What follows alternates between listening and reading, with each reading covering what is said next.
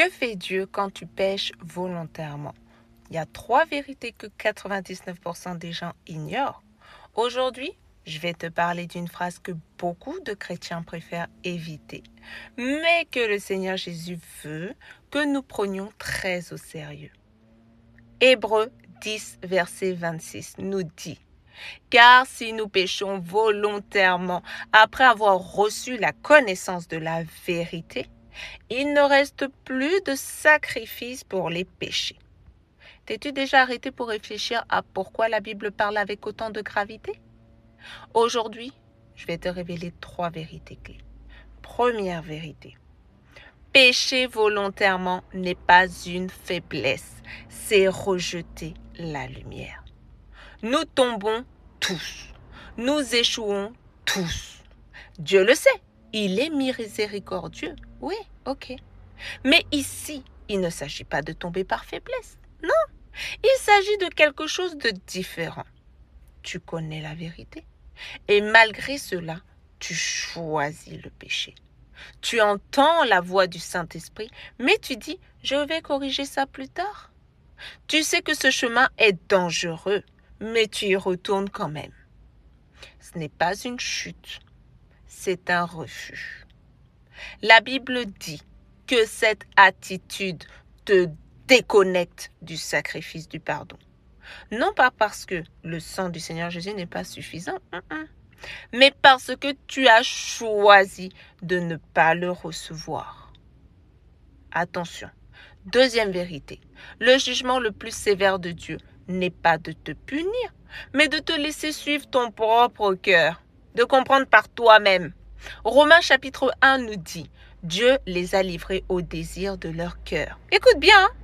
Ce n'est pas que Dieu te punit immédiatement, non. Il y a une leçon à prendre dedans. Ce n'est pas qu'il t'envoie un problème, non. Ce n'est pas un coup soudain comme ça, non.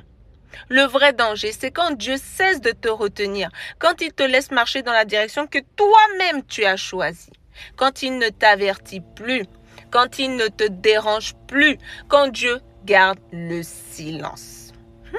Quand sa main ne freine plus ton chemin, c'est chaud, hein? C'est le moment le plus dangereux de tous. Il faut avoir Dieu à côté de nous. Troisième vérité, si tu ressens encore de la culpabilité, s'il y a encore une inquiétude dans ton cœur, c'est bon. Cela signifie que Dieu est encore en train de te sauver. Alléluia. Est-ce que ça t'est déjà arrivé? Si tu ressens encore un malaise quand tu fais le mal, c'est bien. Le péché te fait encore mal, c'est bien. Tu entends encore une voix intérieure qui est en train de te dire: ça, ce n'est pas bien, c'est bien. Tu es encore en lutte, amen. Ça signifie que Dieu agit encore en toi, amen. Que le Saint-Esprit te parle encore, amen. Que tu n'as pas été livré à tes désirs, alléluia.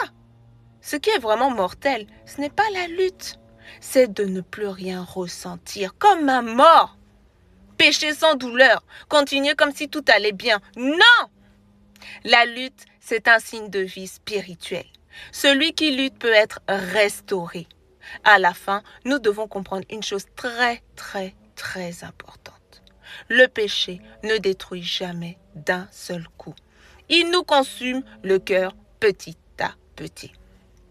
La première fois que tu cèdes, tu penses que ce n'est rien. Oh! La deuxième fois, ça commence à devenir normal. La troisième fois, tu arrêtes de prier. C'est fini. Et puis un jour, tu ne ressens plus Dieu. Boum!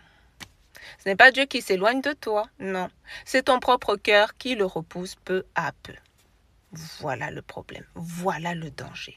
Donc Hébreux 10, verset 26, c'est une alarme d'amour qui nous dit: ne laisse pas les ténèbres t'atteindre, choisis toujours la lumière. Alléluia! Dieu est merveilleux. Et si ces paroles ont réveillé quelque chose en toi aujourd'hui, écris dans les commentaires: Seigneur, je veux te revenir. Ne me laisse pas entrer en tentation.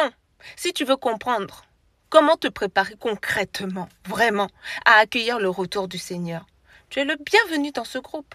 C'est un groupe d'études bibliques gratuit, en ligne, entièrement gratuit, la famille.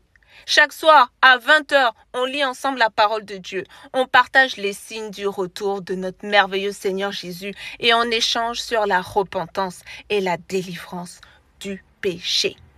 Le lien se trouve dans ma bio. Tu peux aussi m'écrire sur WhatsApp via le numéro affiché à l'écran. On est plein de frères et sœurs qui peuvent te répondre. Voilà. Soyez bénis la famille et que le Seigneur vous guide.